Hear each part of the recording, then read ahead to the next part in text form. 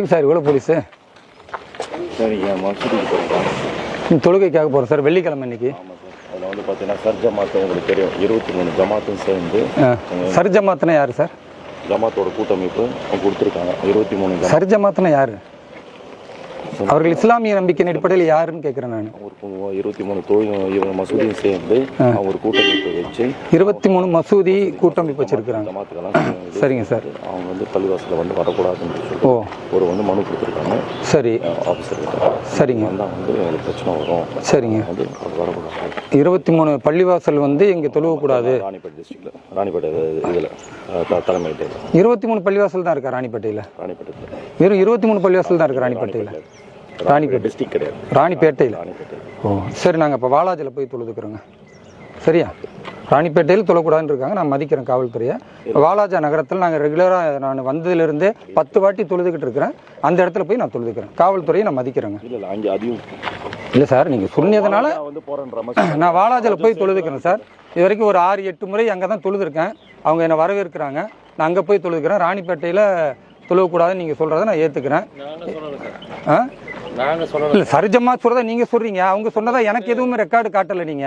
நீங்கள் சொல்கிறது தான், அதனால் நீங்கள் காட்டுங்க. ராணிப்பேட்டையில் தொழுவக்கூடாதுன்னா சரி, ராணிப்பேட்டையில் பாஜக தொழுவ முடியாது. தொழுவக்கூடாதுன்னு யாரும் சொல்ல முடியாது சார். இல்லை யாரோ ஒருத்தவங்க சொல்கிறாங்க, ஜமாத்தே சொன்னாலும் தொழுவக்கூடாதுன்னு யாரும் சொல்ல சார். பள்ளிவாசலில் தொழக்கூடாதுன்னு சொல்வதற்கு யாருக்குமே ரைட்ஸ் கிடையாது. இந்திய அரசியலமைப்பு என்ன சொல்லுதுன்னா, பள்ளிவாசலை பார்க்குற நிர்வாகிகள் தானே தவிர இவர் தொழணும் அவர் தொழக்கூடாதுன்னு சொல்ற தடுக்கிற உரிமை யாருக்குமே கிடையாது. யாருமே சொல்லல. இல்லை நீங்க தான் இப்போ சொல்றீங்க சர் ஜமாத் சொன்னாங்கன்னு. உங்க இன்ஸ்பெக்டர் தான் சார் சொன்னாரு. சர் ஜமாத்ல இருந்து சர் ஜமாத் என்பது யார் சார்? அவங்க இந்திய அரசியலமைப்பின் அதிகாரம் பெற்றவர்கள் அவர்கள். வக்ஃபு பள்ளிவாசல் என்பது அரசுக்கு சொந்தமானது. அதை நிர்வாகம் செய்வதற்கு தான் நிர்வாகிகள். பாரதிய ஜனதா கட்சியில் இருக்கிற ஒரு இஸ்லாமியர் வந்து தொழக்கூடாதுன்னு அவங்க உங்கள்கிட்ட சொன்னா நீங்க அவங்களுக்கு சொல்லுங்க, தொழுகை என்பது எல்லோருக்குமான கடமை. அது இந்திய அரசியலமைப்பு வழிபாட்டு உரிமைன்னு கொடுத்துருக்கு, ரைட்ஸ் இருக்கு. அவர் தொழுவாரு, அதை நீங்க தடுக்க கூடாது. பள்ளிவாசல்ல வந்து அவர் கட்சி ரீதியாகவோ அரசியல் ரீதியாகவோ பேசினா சொல்லுங்க, நாங்க கைது பண்றோம். அவர் பாட்டுக்கு வராரு தொழுதுட்டு போறாருன்னா அதை தடுக்க கூடாதுங்க அப்படின்னு நீங்க அவங்கள்ட்ட சொல்லணும் சார். அதையும் அவங்களுக்கு சொல்லவே மாட்டேங்கிறீங்க. இல்ல சொல்றோம் இல்ல சார், சொல்லிருக்கணும் இல்ல சார். உங்களுக்கு புகார் மனு கொடுத்தா உடனடியா என்ன கைது செய்ய வரீங்க. அப்ப நான் தொழுகைக்கு விடுங்க சார், வெள்ளிக்கிழமை தொழுகைக்கு அவ்வளவுதான் சார். இந்த மாதிரி ஒரு எதிர்ப்பு இருக்கு. இந்த 23 மசூதிக்குள்ள நீங்க போறதா இருந்துச்சுன்னா கண்டிப்பா பிரச்சனை இருக்குன்றத உங்களுக்கு சொல்றோம். அதான் சார் சொல்றேன், பிரச்சனை இருக்கு. நீங்க அசம்ப்ஷன் பண்றீங்கல்ல. கிடையாது. அப்ப கண்டிப்பா என்ன தாக்குதல் நடத்துவாங்க நீங்க முடிவுக்கு வந்துட்டீங்களா? சரி சார், நான் அதை தான் சார் கேக்குறேன். அவங்க குடுக்கறது வந்து இல்ல சார், அவங்க குடுக்கறது சட்டப்படி தப்பு இல்ல. அது நீங்க போலீஸ் சொல்லணும். நான் என்ன சொல்றேன், இப்படி ஒரு கம்ப்ளைண்ட் குடுக்குறீங்க, சட்டவிரோதமானது இது. கொடுத்துருக்காங்க. இப்ப அங்க மசூதியில உள்ள அவங்க தரப்புல இருக்கக்கூடிய அந்த மக்கள் வந்து உள்ள கூட்டமா இருக்காங்க சார். இருந்துட்டு போல சார். அப்ப நான் கேக்குறது மெஜாரிட்டி மைனாரிட்டின்னு போலீஸ் முடிவு பண்ணுமா அல்லது சட்டத்தின் அடிப்படையில காவல்துறை முடிவு பண்ணுவீங்களா?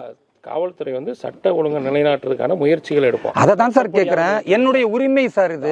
நான் தொழுகை வெள்ளிக்கிழமை பண்ணணும்ன்றது என்னுடைய உரிமை.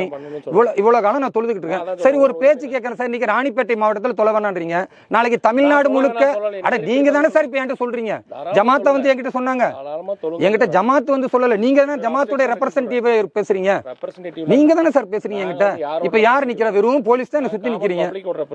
இல்ல சார், நீங்க ஜமாத்து சொன்னிச்சுன்னு தானே சார் என்கிட்ட சொல்றீங்க. நீங்க வந்து நீங்க பேசுறது ரொம்ப தெளிவா பேசிட்டே இருக்கீங்க. ஆமா சார், பின்ன நான் தெளிவா பேசுறேன். என் உரிமைக்காக நான் பேச வேணாமா? நீங்க பேசுறது ரொம்ப கரெக்ட். நீங்க பேசிட்டே இருக்கீங்க. நான் சொல்ல வேண்டியது உங்களுக்கு சொல்லிட்டேன், உங்களுக்கு புரிஞ்சிருக்கும் சார். என்ன இல்ல சார், இல்ல சார் எனக்கு புரியல. அதுக்கு தான் கேக்குறேன். ராணிப்பேட்டை இருங்க சார். ராணிப்பேட்டையில இப்போ தொலை வேணான்னு 23 பள்ளிவாசல் சொல்லிட்டாங்க இந்த மாவட்டத்தில் தொழக்கூடாதுன்னு. நாளைக்கு தமிழ்நாட்டில் தொழக்கூடாதுன்னு சொல்லிட்டாங்கன்னா தமிழ்நாட்டில் நீங்க தொழக்கூடாதுன்னா நான் என்ன சார் சவுதி அரேபியாவுக்கு போகணுமா? இப்போ தொழுகைக்கு வெள்ளிக்கிழமை ஒரு பிஜேபியில் இஸ்லாமியனா சேர்ந்துட்டா திருப்பரங்குன்றத்தில் ஒருத்தர் தீக்குளிச்சு இறந்து போயிருக்கிறாரு. இன்னைக்கு நான் அவருடைய ஆத்மா சாந்தி ஆகிறதுக்கு பிரார்த்தனை பண்ணுவேன். இந்து முஸ்லீம்களுடைய நல்லிணக்கத்துக்கு பிரார்த்தனை பண்ணுவேன். நான் அதுக்காக மசூதிக்கு வெள்ளிக்கிழமை போறேன். யாரோ ஒரு 23 ஜமாத்து கொடுத்துட்டாங்கன்னா அவர்கள் என்ன சார் அரசாங்கமா? அவங்க என்ன சட்டத்தை இயற்றக்கூடியவர்களா? கிடையாதுல்ல. அங்க எதிர்ப்பு தெரிவிச்சா நீங்க சொல்லுங்க, சட்டம் ஒழுங்கு சீர்கேடு மாதிரி ஏதாவது ஜமாத் செஞ்சீங்கன்னா உங்க மேல நடவடிக்கை எடுக்கணும்னு சொல்லுங்க. அப்படி பண்ணுங்க. இப்ப நான் தொழுகைக்கு போறேன். நான் சார் தொழுகைக்கு சொல்றோம். ஆமா சார், அங்க போனீங்கன்னா ஒரு தேவையில்லாத ஒரு சட்ட ஒழுங்கு அப்படி யார் ஏற்படுத்துறாங்களோ அவங்களை கைது செய்யுங்க. அது உங்களுக்கு தெரியும். கண்டிப்பா கண்டிப்பா சார். நீங்க அவாய்ட் பண்ணுங்கன்னு சொல்றோம். அதை தான் நீங்க ப்ரொசீட் பண்ணீங்கன்னா நாங்களும் ப்ரொசீட் பண்ணுவோம். கண்டிப்பா சார். அது யார் தடுக்கிறாங்களோ, சட்டம் ஒழுங்கு யாரு வந்து மீறுறாங்களோ அவங்களை நீங்க கைது செய்யுங்க. ஜமாத்தார்களை ஜமாத்தார்களை கைது செய்யுங்க. வந்தா அங்க பிரச்சனை வரும்ன்றத சொல்லியிருக்காங்க. அப்படி சொன்னாங்கன்னா நீங்க அவங்களை அரெஸ்ட் பண்ணுங்க சார். தப்பு, சட்டப்படி நீங்க அப்படி சொல்லக்கூடாதுன்னு சொல்லுங்க. காவல்துறையோட ரகசிய தகவலா இருந்தா நீங்க அங்க போனீங்கன்னா கண்டிப்பா தேவையில்லை. அததான் சார், ராணிப்பேட்டை மாவட்டம் குள்ள என்ன தொழக்கூடாதுன்னு நீங்க சொன்னீங்கன்னா அங்க போகாதீங்க, இந்த நேரத்துல போகாதீங்க சார். வெள்ளிக்கிழமை தொழுகத்துக்கு இந்த நேரத்துக்கு தானே சார் நான் போக முடியும்? எங்களுக்கு தொழுகை இந்த நேரம் தான் சார் கடமை. நான் ஒரு இஸ்லாமியன். கார்த்திகை தீபத்தை கார்த்திகை தீபம் அன்னைக்கு தானே சார் ஏத்துவீங்க. தொழுகை வேணாம்னு யாருமே சொல்லல சார். தொழுகை வேணாம்னு சொல்லல, யாருமே சொல்லல. தொழுகை போனா பிரச்சனை 23 இடத்துல போய் தொழுகை பண்ணா தொழுகை பிரச்சனை வேணாம்னு சொல்றோம். தொழுகை வேணும்னு தானே சார் நீங்க சொல்றீங்க. சொல்லவே இல்ல. சரி, நாங்க தொழுகை போறோம் சார். பிரச்சனை வந்தா காவல்துறை பாதுகாப்பு கொடுங்க. சட்டம் ஒழுங்குக்கு பிரச்சனை வந்து பாதுகாப்பு கொடுக்கறது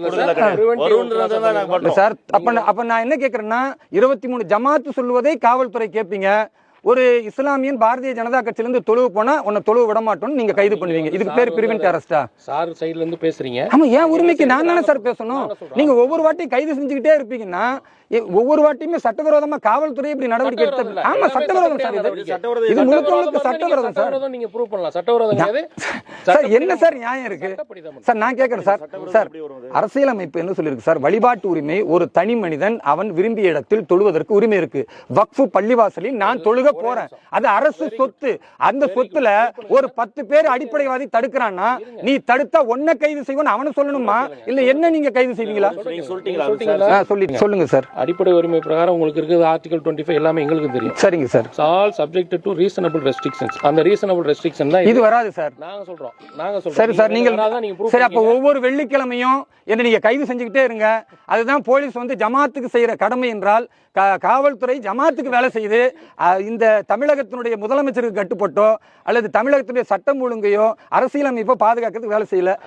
நீங்க ஜமாத்துக்கு வேலை செய்யறீங்க. போலீஸ் வந்து ஜமாத்துக்கு வேலை செய்யறீங்க. ஜமாத்துக்காக வேலை செய்யுங்க.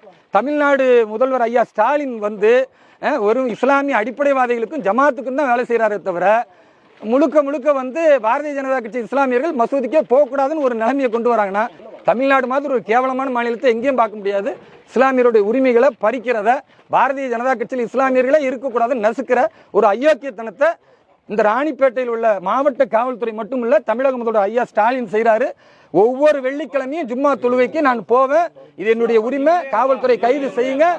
நாங்க என்னன்னாலும் பரவாயில்ல, எங்களுடைய கொள்கை உறுதியிலிருந்து நாங்க வந்து தவற மாட்டோம். தமிழக முதல்வர் ஐயா ஸ்டாலின் அவர்கள் இப்படி அநியாயத்தை எங்கள் மீது தொடர்ந்து நிகழ்த்த கூடாது.